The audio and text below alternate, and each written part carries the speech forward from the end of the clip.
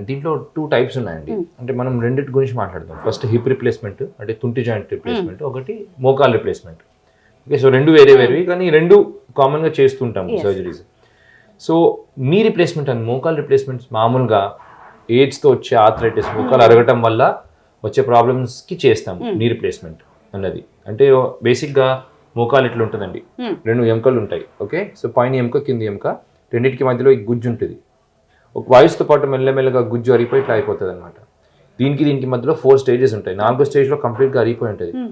ఆ స్టేజ్లో మోకాల్ రిప్లేస్మెంట్ చేస్తామన్నమాట. సో యూజువల్గా ఫ్రాక్చర్ అవ్వడం వల్ల లేకపోతే పడడం వల్ల ఇలాంటి సర్జరీ చేయము నీ రిప్లేస్మెంట్స్లో. కానీ హిప్ రిప్లేస్మెంట్ అనేది, తుంటి జాయింట్ రిప్లేస్మెంట్ అనేది వేరేది.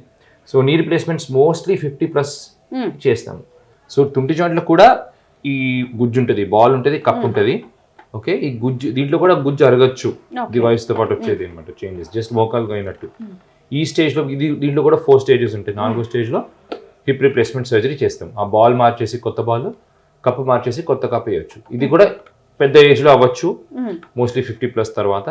రీసెంట్గా కోవిడ్లో కొన్ని ప్రాబ్లమ్స్ వల్ల, ఏవియన్ అనే ఒక ప్రాబ్లం వల్ల కూడా యంగ్ ఏజ్లో కూడా అవుతుంది. కానీ మీరు అడిగినట్టు హిప్ ఫ్రాక్చర్స్ అయితే కూడా హిప్ రిప్లేస్మెంట్ చేస్తాము. ఇప్పుడు మోకాలు ఫ్రాక్చర్ అయితే చేయము, జస్ట్ ఫిక్స్ చేస్తే సరిపోతుంది. కానీ హిప్ జాయింట్ ప్రాబ్లం ఏంటంటే, ఫ్రాక్చర్ అంటే ఏంటి, ఇప్పుడు ఫర్ ఎగ్జాంపుల్ పెద్దోళ్ళు ఎవరైనా 60+ బోన్స్ బాగా వీక్ ఉంటాయి, బాత్రూంలో స్లిప్ అయినా కూడా ఇక్కడ నెక్ దగ్గర ఫ్రాక్చర్ అవుతుంది. నెక్ దగ్గర ఫ్రాక్చర్ అయితే 2 ఆప్షన్స్ ఉంటాయి. యంగ్ ఏజ్ అనుకోండి, మేబీ 30-40 ఏజ్ అనుకోండి, అండ్ ఇమీడియట్గా హాస్పిటల్కి వచ్చారనుకోండి, ఒక ప్లేట్ చేసి ఫిక్స్ చేయొచ్చు, దాన్ని స్క్రూస్ వేసి ఫిక్స్ చేసే ఛాన్స్ ఉంది. కానీ అదే కొంచెం డిలే అయిందనుకోండి, మనం ఫిక్స్ చేసినా కూడా ఇది మళ్ళీ హీల్ అవ్వదు, ఈ బాల్ అరిగిపోతుంది. సో అలాంటి సిచ్యువేషన్లో ఆ ఫిక్స్ చేయకుండా డైరెక్ట్గా బాల్ తీసేసి కొత్త బాల్, కొత్త కప్ వేసేస్తాం, హిప్ రిప్లేస్మెంట్ సర్జరీ చేస్తాము.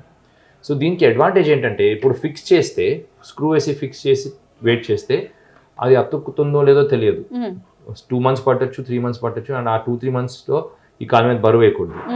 అదే హిప్ రిప్లేస్మెంట్ చేసేసుకుంటే ఫస్ట్లోనే, ఇవాళ ఆపరేషన్ అయితే రేపటి నుంచి మరుసటి రోజు నుంచి నడిపిస్తాము ఫుల్ బరువు వేసి, అండ్ అది ఇంకా మనం హీలింగ్ అవుతుందా లేదా ఆ టెన్షన్ కూడా ఉండదు మనకి.